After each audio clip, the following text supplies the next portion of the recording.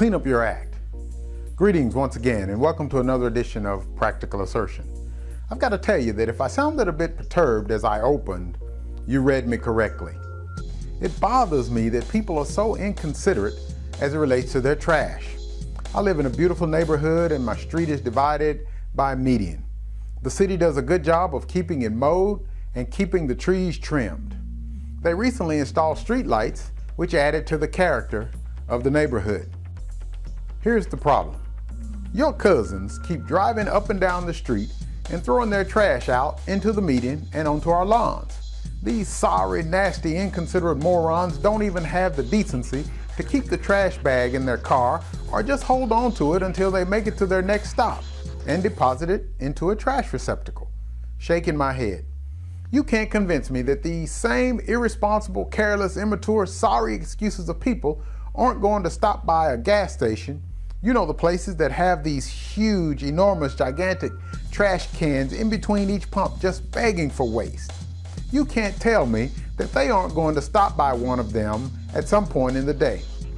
Every convenience store that I go to has those same colossal trash cans right next to each entry door, welcoming your unwanted garbage, rubbish, litter, whatever adjective you choose to describe it, and yet they choose to throw it out of the window of their vehicles in total disregard of courtesy.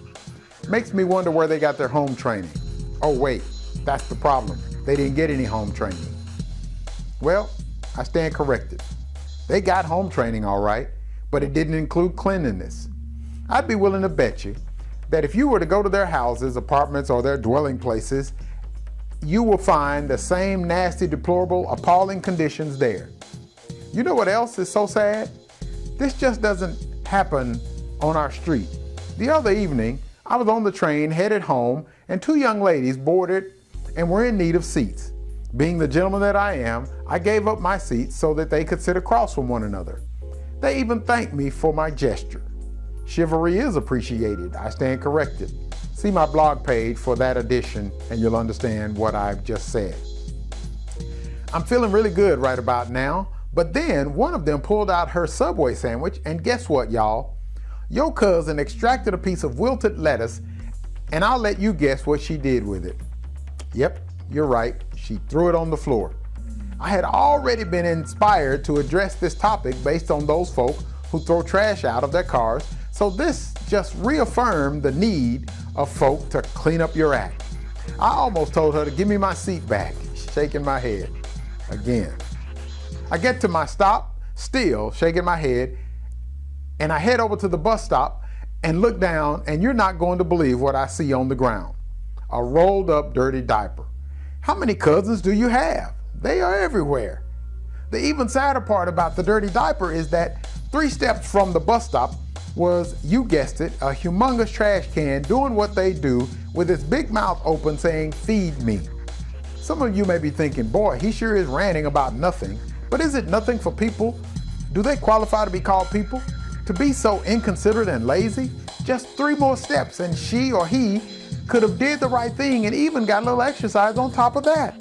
Heck, she or he could have even made a game of it to see if they could make it from where they were. You know, try to shoot it like a basketball. I'm just saying. We work hard for our homes and our neighborhoods, and it would be nice to not have to pick up after you grown, inconsiderate ingrates. Once again, clean up your act. There is hope. Early that morning, on the way to my counseling gig, there were another 2 young ladies, one of whom was pushing her infant in a stroller who boarded the train. They talked and enjoyed each other's company.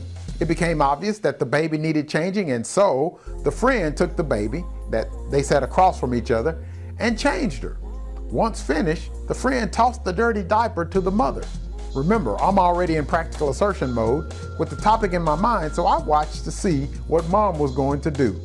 She held on to the dirty diaper, so I'm thinking it's going down. On the floor, that is. But much to my surprise, she was simply waiting on the baby wipe so that she could roll it up into the dirty diaper, which she caught as her friend tossed it to her, and then tucked it in a bag in the stroller. High five, ladies. Those were my cousins. Talk to your cousins. Share your stories with our followers on Facebook, our blog page, on Twitter. Tell us your horror stories, and we'll look forward to seeing you again next week for another edition of Practical Assertion. Take care.